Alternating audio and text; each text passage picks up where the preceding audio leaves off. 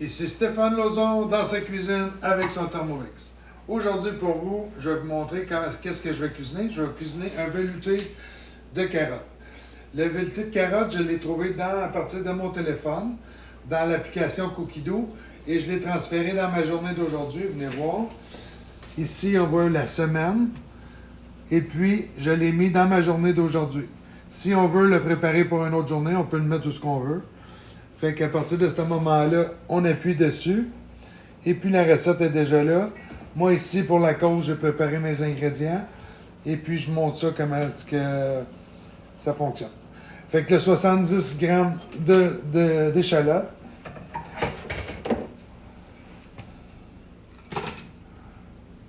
Fait que j'en ai un petit peu moins, 63.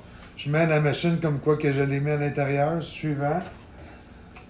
Par la suite, je vais hacher, parce que la machine, elle fait plein de choses. Elle hache, elle va rissoler par la suite. 5 secondes. C'est vraiment pas long.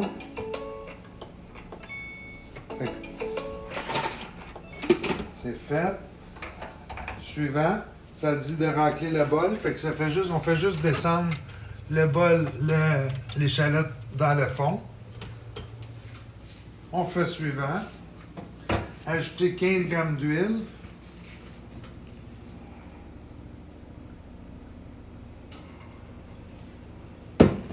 Par la suite, je dis que je l'ai ajouté. Et puis, ils disent de remettre le couvert. Et je vais faire revenir l'échalote pendant 3 minutes. Par la suite, aussitôt que c'est cuit, je vous reviens pour la suite. Fait que comme je voulais vous montrer, j'ai parti pour faire revenir les oignons dans le... Mais voici, là, ça cuit à l'intérieur.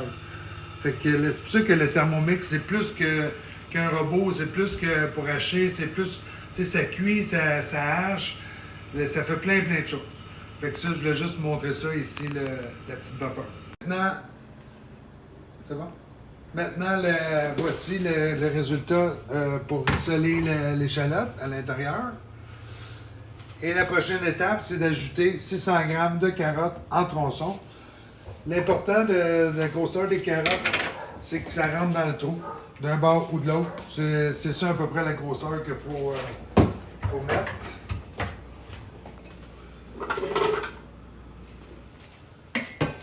Parfait. Suivant. On va mixer, on va hacher 5 secondes à vitesse 5.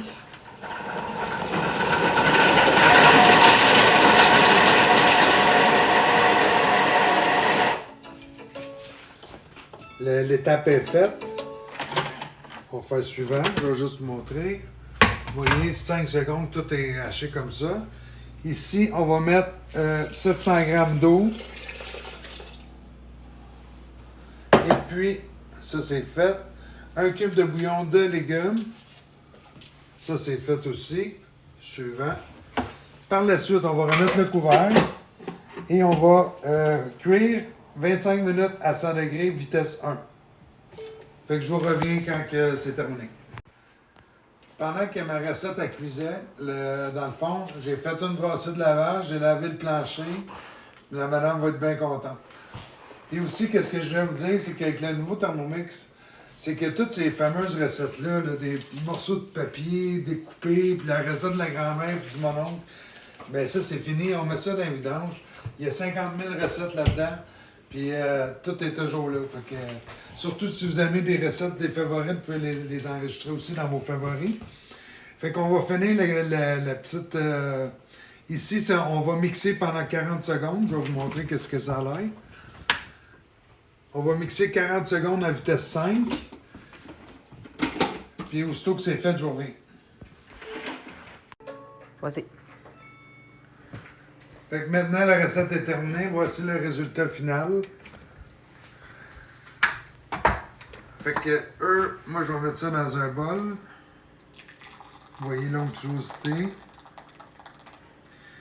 Et ils disaient de mettre un petit peu de crème dessus, un filet de crème.